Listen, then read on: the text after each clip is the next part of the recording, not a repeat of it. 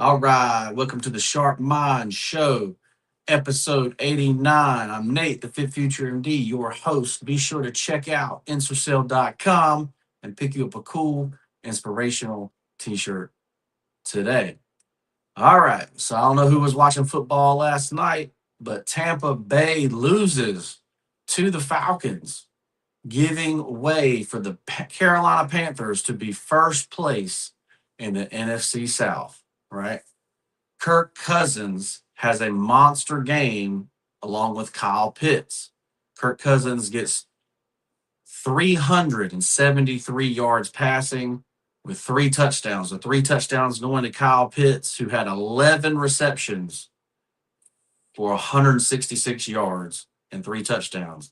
And I'm going to be honest with you, Kirk Cousins didn't have really anybody to throw to.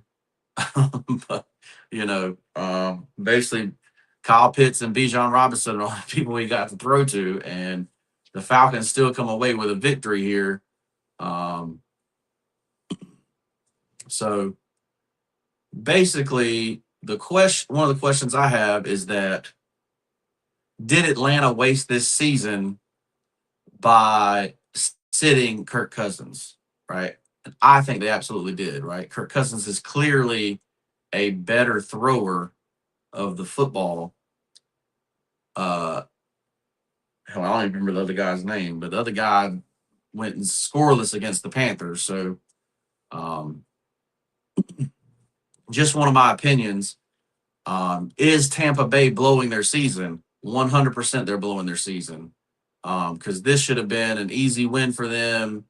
Um, Basically, I think all they had to do was sit back and cover two and just chill against this Falcons defense because they basically got nobody to throw to, right? You cover Pitts, you cover Robinson, and stop the run, you're good to go against the Falcons, and um, so big game from Robinson, 180 yards 180 yards, and but the like I said, Tampa Bay is just kind of blowing it here. Let's check out their remaining schedule. I know two games are against the Panthers.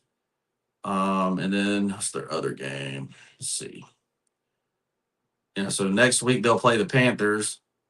Right? No. Yeah, so next week they'll play the Panthers, and then they'll play the Dolphins. That's an easy win. No, we're going. Yeah, we're going. That's it. Yeah, so they got Panthers, Dolphins, Panthers. So they could end up at. Let's see. They could end up at 10-7. If they win out. Um, and then they would obviously have the tiebreaker against uh Tampa Bay, but um, so but yeah, Tampa Bay is basically blowing this season, right? They started off really well. Honestly, their tougher schedule was at the beginning of the year, right? Like you know, let's see, Texans. They played the Eagles. They beat the Seahawks, like who has a great defense. So I'm sitting there screwed back in fantasy football because I got the Seahawks defense, and I'm like, dang, y'all give up 38 points. You're supposed to be the number one defense. You know, so they beat the Seahawks. They beat the 49ers. You know, but then you got lost to the Patriots, lost to the Bills, lost to the Rams. Lost to the Lions. So I would say that their losses are at least to good teams. They lost to the Eagles, they lost to the Lions, they lost to the Patriots, lost to the Bills, lost to the Rams. But the last two, they've lost to the Saints and the Falcons in division play. Like, basically, if somebody's got a good defense and matches up well, then they lose, right? They're losing the close games, right? So this loss is by 1 point. So Tampa Bay definitely losing it here. Well, what does this mean for the Panthers? Well, for the Carolina Panthers, this means you make your own destiny, right? You're ahead now. Basically, if you can beat the Saints finally this time, the lonely Saints here getting some divisional wins, basically. Um, so if you can do that, then obviously Olave beat the crap out of us last time. So Hopefully that can be fixed this time. But it basically puts the Panthers in the driver's seat here. So let me know what your thoughts are on the NFC South. You know, got 3 weeks left. The division's up in the air. Panthers are at the top right now. Hopefully, we'll beat the Saints and get that game ahead. Um, so let me know what you guys think. This episode is brought to you by Dylan and Davina, The Adventure Begins, which is my wife's children's book. So if you got nieces, nephews, or children of your own, be sure to check out Dylan and Davina, The Adventure Begins. Available on Amazon. Written by Amazon best-selling author Meredith Dillon Johnson. All right. So, I hadn't talked about movies much, but I do like movies. And the new Supergirl trailer just dropped. And so let me know what you guys' thoughts are on it. But I will say that this is definitely a complete change up from what Superman was, right? Which I liked the new Superman movie. A lot of people didn't, but I liked the new Superman movie. Thought it was, had funny moments and, stuff like that. But Millie Acock's Supergirl is basically like almost like a teenager, right? Like rebellious teenager type phase. And, so basically the trailer kind of proves that, right? That she's basically the rebellious teenager type. But if you look up who the people, what the actual movie is supposed to be about and stuff, which was not very clear in the trailer. It's basically hunting down a crime for killing Eve Ridley's father, Ruthai. So we'll see how that goes. But the biggest scene in the trailer was basically like the reveal of Lobo, which is Jason Momoa, which is interesting because Jason Momoa has another already DC character. So it's kind of like you got him playing Aquaman, now you got him playing Lobo. Kind of interesting. But Jason Momoa is a little older, so maybe that's the reason. But yeah, so it's going to be interesting to see Lobo finally on the big screen. Everybody, there's big fans of Lobo from the comics, right? So because the man's he's basically unkillable and can regenerate from even a single cell, right? So, pretty crazy to think about. And unlike Wolverine, he comes back with his memories. So, but let me know what you guys think of Supergirl. The Supergirl dropped it. I'm seeing it's definitely kind of like Guardians of the Galaxy-ish. But we'll see what the actual movie, like I say, there is supposed to be like, these new movies from DC are supposed to be more comic accurate, hoping to pick up, super fans, right? And and we're all looking forward to Lobo being on the big screen. So Millie Acock was really good in HBO series Dances with Dragons. So I'm thinking she's going to be a really good Supergirl. Just my opinion. So let me know what you guys think down in the comments below. All right, we're going to move on to life coaching today, right? And so the question is, how much of my income should go towards rent or a mortgage? And my answer is as little as possible, right? So it depends on your age and what you're doing with your life, right? So, 18 to 22, I was in college. If I had to do it over again, we wouldn't have gone to college, but and then I would have been paying basically maybe helping my mom with rent or something. But basically you want to try to get as little as possible. So if that means you find a house, 4-bedroom, 5-bedroom house, and you rent out every room in the house and you don't pay anything, then that's what you need to do, right? So, well, not need to do, but that's what I would do right now, because there's no reason basically your 18 to 28 is basically like the most prime years where you could actually get ahead, right? And get ahead for life. It's where you have the energy to work long hours. You don't need the sleep that you need as you get older. Um, Stuff like that. So, how much of your rent and the mortgage should you be paying? As little as possible. Zero if possible, right?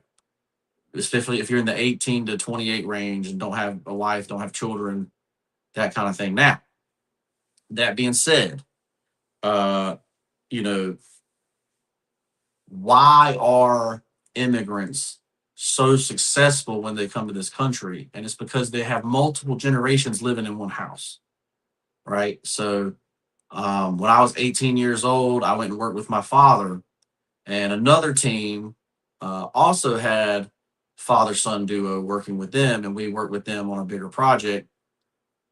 But basically, they all lived in the same house, right? Um, and you know, they basically just came and worked, right? And so we were on the road 21 days a month, and had a week at home, and then went back on the road. But at that time, it never dawned on me like, oh, why are these immigrants successful? It's because they're basically, you know, they have, you know, double wide trailer, half acre lot, and they're basically, so each person's making, each family is making, you know, the equivalent of, they were making good money, right? At the time, they're probably making more money than I am now, right? And they're able to come together. And so that's how they, had nice cars, nice clothes, everything, because they were not paying a bunch of money to have a space to live because they were all living together, right? So if you can find somebody that you can do that with, that is the best case scenario, right? So if, you have a brother or sister or, family member where you can double up. And so I even think about it like this, right? So where are the nice school districts? They're all where the nice houses are, right? So imagine you come together with your brother or sister and go live in a nice house together, right? And split those bills and then invest more, right? Or have rental properties or whatever, right? So, but the rule is obviously from the government to get a mortgage, it's 43% of your income, right? Take home pay is the max towards your mortgage. Obviously, when you're renting to someone, you want them to make 3 times the rental amount, right? So you're basically your max is 30% of somebody that you would rent to, right? So if your rental is an 1,800 a month rental, then you want them to make basically almost 6 grand a month um, to live at your place, right? So, but the point of it is that you basically want to do everything in your power to make it where you spend as least amount of money you can to rent or have a mortgage, right? And that means that you come together with others to do that, right? So tell me what you think about that strategy. Like say we're going for financial freedom here, right? So um and I'll give you the last example. So when we bought our house, we specifically bought our house and renovated our house so that part of our house could be used as an Airbnb. And then we lived in the other side. We always lived in 1 bedroom apartments anyway, right? So you might as well, um, so basically we made one side of the house a 1 bedroom apartment, and then the other side of the house, the Airbnb, right? And so we used the Airbnb money to help renovate our property, right? So we have new windows in our house. We didn't pay for those windows. We have a new AC unit. We didn't pay for that AC unit, right? The Airbnb, the business paid to have that stuff repaired, right? So um, that's what I mean also by because obviously um, we were only approved for 180,000, and Obviously, that wouldn't buy anything today except for something that's damaged, right? So um, keep that in mind. But basically, that's how we house hacked. Basically, what it's called is house hacking, right? So, and that allowed us to get ahead, right? So let me know what you guys think about house hacking. Um, is that going to get you to financial freedom faster? Are you even trying to get to financial freedom? Are you willing to make that sacrifice to share a space or Airbnb or whatever to get to your financial freedom number quicker, right? So you buy back and have your life back, right? So let me know what you think in the comments below. All right. And so on to the quote of the day. It says, the only person you are destined to be is the person you decide to be. The only person you are destined to be is the person that you decide to be. That's by Ralph Waldo Emerson, right? So it's by an Emerson quote. And so basically, to be anything in this world, you have to decide you're going to be that, right? So I just recently saw where SpaceX was going to IPO next year, and they want 1.5. They're at a 1.5 trillion evaluation currently, right? Because of their satellites, and they're basically like, you know, they are in a blue ocean, right? Nobody's there where they're at, and nobody can do what they can do currently. So they're the first, and they're the blue ocean. But that IPO is going to be 1.5 trillion. And then if you add that with, so if you're talking about um, Elon Musk's stake in that, and his stake in X, his stake in the Boring Company, and his stake in Neuralink and Tesla, uh, you're talking about him being worth $900 billion. All just from his ownership in the companies, not from anything else he owns. Not from his personal residence, or just from his ownership in the companies, right? But he decided he was going to be the Rocket Man before he ever even had the chance to be the Rocket Man. He always, his dream is to go to Mars, right? And he is making that dream. He's decided that that's what he's going to do with his life, right? And so, you know, obviously it has not been easy, right? If you go read his book, you will see, most people would have quit. It basically took a special person to be there, but he decided that's the person he was going to be, right? A long time ago, right? And so, how do we apply this to our lives, right? So, what do we want to be? Well, I want to be financially free, right? Number one. That's the first goal, financial freedom. Once you get to financial freedom, you can choose to do whatever else you want to do, right? So, that was my, kind of my first goal. But if you take the lead from Elon, he sold his first company for 150 million, and he put all of his 150 million into other businesses, right? So pretty wild there. But um, so you have to decide who you're going to be, right? You're going to be that person that plays it safe, or you're going to be the person that gets the financial freedom, or you're just going to be a worker the rest of your life, and that's fine too. There's nothing wrong uh, with just wanting to be a worker and have a nice home, a beautiful family, raise your family. But basically, the American dream used to be that you own your own land, right? You own where you live. Um, number one. Uh, and then all the freedoms that you get as American, right? So, but you are the person that you decide you're going to be. And so I'm a person that's going to help people, right? So that's what I'm here doing. I'm a life coach. So if you're interested in life coaching, be sure to hit me up in the DM. Let's talk about it. Let's talk about what your goals are and how I can help you get there. And if you're already convinced, just go ahead and click the link and sign up, and we'll get you off and running, right? And so my fee is a yearly fee, and it's 100% money back guarantee. right? So if I don't improve your life and get you where you want to go, then you get 100% of your money back, right? And so, 100% money back guarantee, and you know, basically that's how confident I am that I will get you to where you want to be, right? So if you're interested in life coaching, sign up for it or hit me up in the DM. Let's talk about it.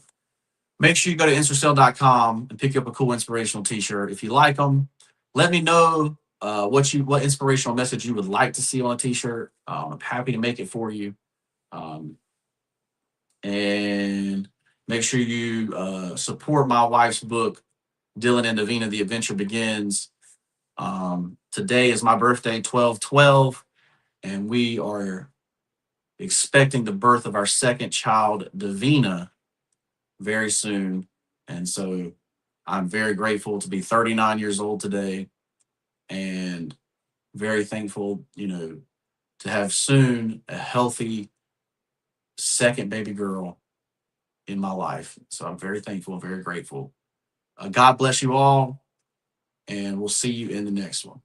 Peace.